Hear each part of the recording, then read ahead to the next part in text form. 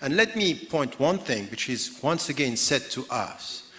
The motion is there only good things coming from building a mosque? And we are saying yes. And what we have on the other side is, no, sometimes bad things could happen with anything. If you are going to build gym, some people could broken their arms, so don't do this. It's silly, it's a silly argument. We are talking about the principles, and the principles are, for the future of Greece, it's good to build the mosque because this is the reality of a pluralistic society with dignity and respect for all the citizens. Yeah. Well, I wanted to pick up on Tariq Ramadan's last point there. It would depend, wouldn't it, about the gym, whether or not there was a history in this set of gyms of teaching people how to break arms. It would depend whether arm breaking were part of the curriculum. And it would be a very silly person who, if it was part of the curriculum in that particular gym, kept going anyway. Somebody in the audience asked if the fact that I'm an atheist is anything to do with this. I've no idea. It's possible, as it were. It's possible that because I have friends, among them people who've left Islam in Britain and in Western Europe recently, and as a result fear for their lives in Britain and in Western Europe recently, it's possible that I have an extra sensitivity to it, because yes, I've seen some of the hard edges of what Islam does in Europe today to people who try to leave their religion. The reason why there are a lot of people who are very worried about Egypt in its next phase, I'm not one of them, I'm generally rather positive about the direction that Egypt and other countries will be able to take now that they've thrown off, in some cases, the dictators. Nevertheless, the reason why there is some fear is because of the terrorist movement started by your grandfather, Tariq, which poses such a threat to the Muslim Brotherhood, to Egypt and Egypt's future, because some of us are very fearful that, like the Brotherhood's offshoot, the Hamas in the Gaza, they will have one election once and murder the opposition, as the Hamas did. Finally, this has to be said. Tariq Ramadan said, "The only word I know is pluralism." It appears that isn't the only word he knows. He also knows the word smear.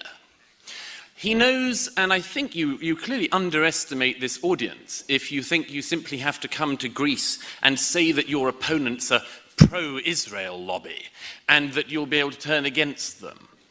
How on earth can somebody who charms the people and tries to tell people that he is a progressive Muslim voice come to Athens and simply try to smear any opponent of his point of view by saying they must be pro-Israel, secretly, behind the scenes? And if he doesn't know what he's doing on that, I can assure him that the rest of us do. We're not used to prime ministers or presidents or pop stars or anyone else talking about what they think of Christianity or what Christianity is. But we have become used to people saying and talking about Islam and talking about it in only one register. And that is one in which no criticism can enter. They talk about it in that way for lots of reasons. But I mean, among them are, at the very top, simple fear. Yes. Simple fear that if they don't say only obliging things, they might get killed. They don't admit that very often, but that's obviously a large part of it. And another part of it is the simple desire to be seen as a lovely, liberal-minded person who's endlessly open. And that may be the silliest bit of all. Yeah. To hear these people holding themselves out, and Stephen Fry, another one, to holding themselves out as critics of everything, that is very comfortable to be a critic of, and not to mention this, is the symptom of our age. I say in the book that some people who have been so used to poking at empty hornets' nests for their whole adult lives find a real hornet's nest and they run away.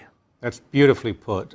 Well, let's take it like this. Thanks to the Archbishop's comments, if he saw what he wants to see, a Muslim girl born in this country would, because she was born to a Muslim family, be treated in her courts, in Sharia courts in this country, as being worth half the worth of testifying of her non-Muslim neighbour. That is what would happen. We would be ghettoizing people into implying that if you're born a Muslim, you will be run by Muslim law. If you're born a non-Muslim, you'll be run in the normal way that everyone else in the country is. The Archbishop, it's extraordinary we've got to this stage, but the Archbishop, in promoting Sharia law, apart from the fact he should resign, has made life incredibly difficult for progressive Muslims in this country who want to object to Sharia, and he's made it vastly easier for the extremists to see there's something they can get if they hold on long enough. No, this is not to do with the 95% of Sharia which its apologists say is not to do with hand chopping. The issue of Sharia, which I don't know if you're familiar with this, but if you're dealing with Sharia in this case, it is dictated in the Quran, in the second book of the Quran, that women are worth half that of men. Now, if you want to have a parallel legal system in this country, which throws out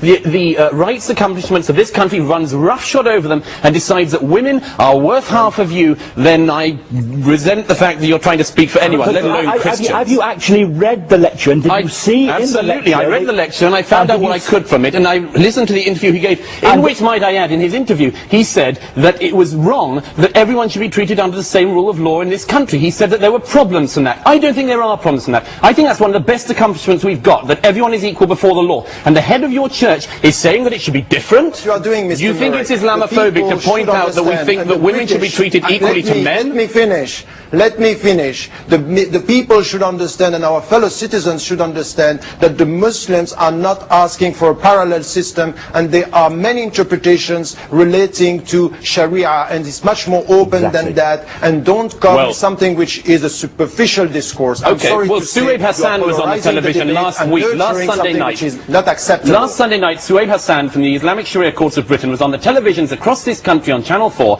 saying that he would like in the end for people to be flogged, beheaded, hands chopped off, all that stuff. We know that's where it leads, Mr. Ramadan. We know where it leads. You are just using the controversy to spread fears in the British society. There is a good reason to be fearful of Sharia, Mr. Ramadan. Can Ms. Maria? No, I couldn't disagree more. I'm elated by the death of Osama bin Laden. As I think any decent person should be. I think this doesn't demean America. It reminds people of who has been right in this conflict, who the victim is, and who the perpetrator is. Osama bin Laden did not allow any of the 3,000 people in New York and Washington on 9/11 any rights. He took away every single right that any of the people in those cars or their families had. He didn't grant any rights to the families or the victims of the 7/7 subway and bus bombings, which he inspired. It went on, and it's a good thing that the story has now finished. It was military forces that were sent into that compound, and soldiers are trained to fight, and they're trained to shoot and to kill. And if this had been a police operation, then we would have sent police in. America would have sent police in. Pakistan would have sent some police into the building. But it was Osama bin Laden. They knew it wasn't a police operation. It was an army operation. And in an army operation like that, it's very likely that shooting is going to occur, as it did from both sides apparently, and that somebody's going to get killed. But I just want this absurdity of all the time of treating people who have broken every single aspect of the rule of law, who then, when they're killed, suddenly all of these people come out and say the rule of law must be applied to Osama bin Laden. We have to remember who the victim is and who the perpetrator is in this. Yasmin says about, we must show, as it were, our principles. We must show that we're better than them. We are better than Al-Qaeda. We don't have to show that, Yasmin. No, you do. Yasmin, just wait a second. But the point is what Yasmin is doing, and what many people are doing at the moment, is holding America and our allies to such a uniquely high standard that no society could ever live up to it. That even the worst enemy of a society has to be buried according to the customs that they would want. I can't raise it in me, Yasmin, to think that whether or not the customs around his burial were perfect in your eyes is the most important thing in the bin Laden story.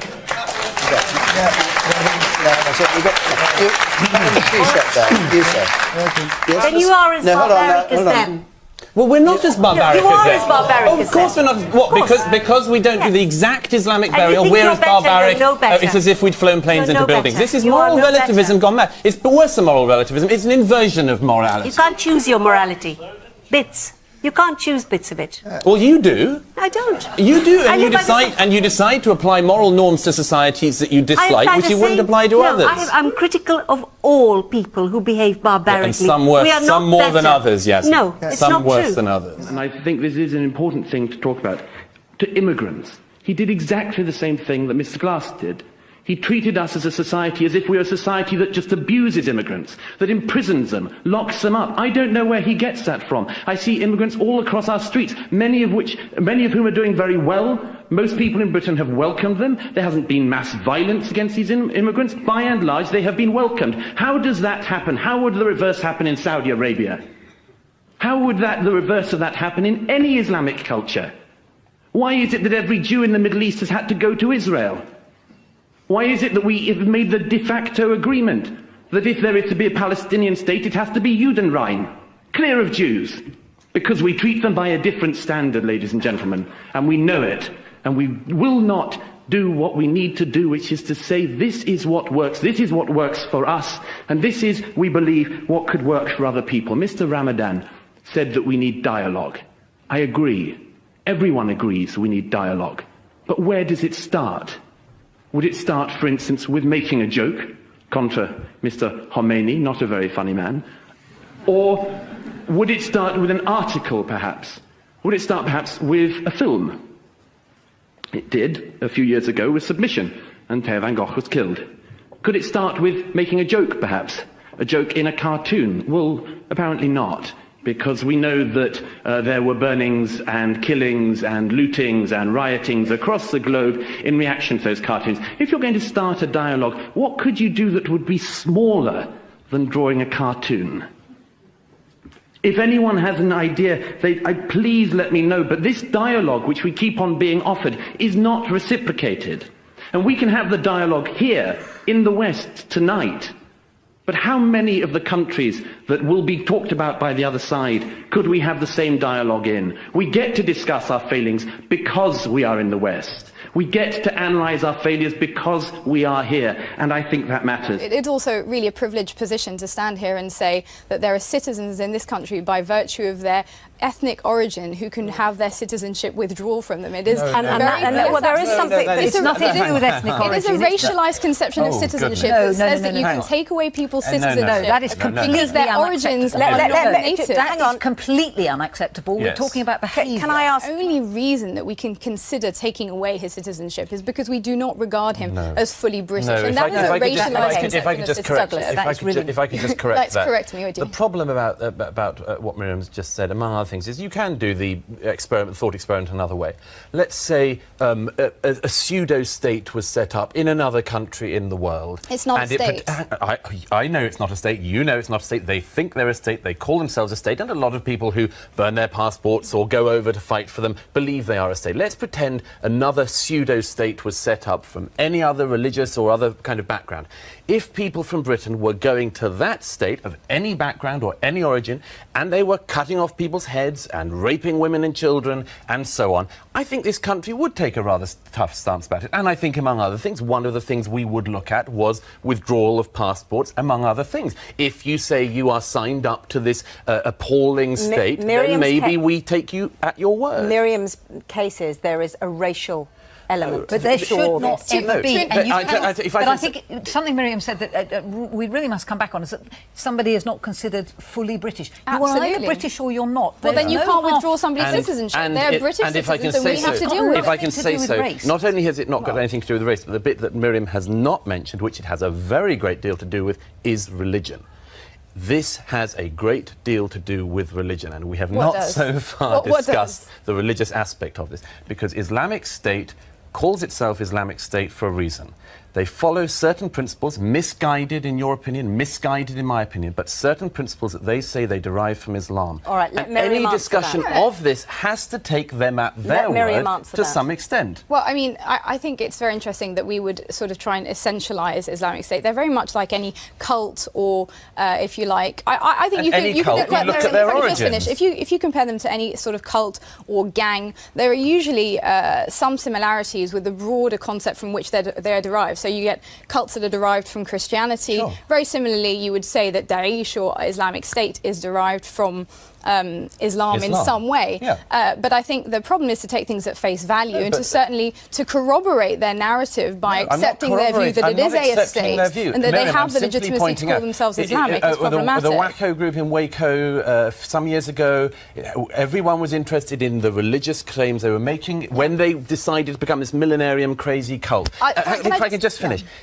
This is a crucial thing we cannot avoid. I know it's uncomfortable. I know we want to keep avoiding it, but the religious aspect, which Miriam didn't want to talk about, is a vital part of this discussion. And it's reliant upon Muslims of all kinds to take that on and tackle it. You don't have to go very far in Britain or the West in general at the moment to find people's unwillingness to assert the superiority of their values.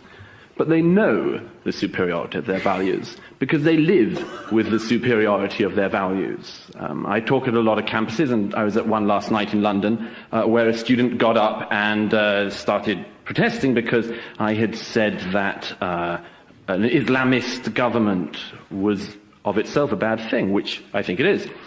I just said to this student, and it's not a hard question you'd have thought to ask, I just said, well, name me one Islamist government state that you would want to live in. And this is a serious question, ladies and gentlemen. It is also a personal question, and one which, if people were honest, they would admit is personal. As a gay man, there's not a country that's run by Muslims which I could live in. One of my best friends is in hiding again tonight, Dayan Hassi Ali, because of what she says, and she'd be killed if she went to any Muslim country. And I think that matters. And I think the way in which this affects our personal lives does matter, and we should not ignore it. We have the great blessing of living under this system. And we take it for granted, and we spit on it, and we can because we're living in that freedom. But I beg you, ladies and gentlemen, not to pretend that that means that we shouldn't assert the superiority of that system, because that is what it is. It is a superior system. It doesn't, I would stress this, it doesn't have to be violently asserted. Rights and values are not asserted by violence. They are asserted by showing people your rights. They are shown by example. If you do not speak up for your rights, if you do not say that you think that the rights that you enjoy should not be enjoyed by other people, or people with darker skin, or people in other countries, then I submit that you make a great error of judgment. Mr. Glass treated us to a textbook example of Western masochism. And I know some people in the hall enjoy that, because some people laughed and clapped when he cited Western civilization and epitomized it by what? World War, Nazism, Abu Ghraib, Guantanamo. Ladies and gentlemen, if you believe that the West should be treated and regarded only as something which is treated by its lowest moments, and believe that all other cultures and all other civilizations should be treated only by their highest moments, you're already putting in an unequal challenge here. But in Iran, when a couple were shot the other week for holding hands when not being married, the courts congratulated them. Ladies and gentlemen, it does not need you to want to assert your morals violently, to say that that stinks and we will not be a part of it.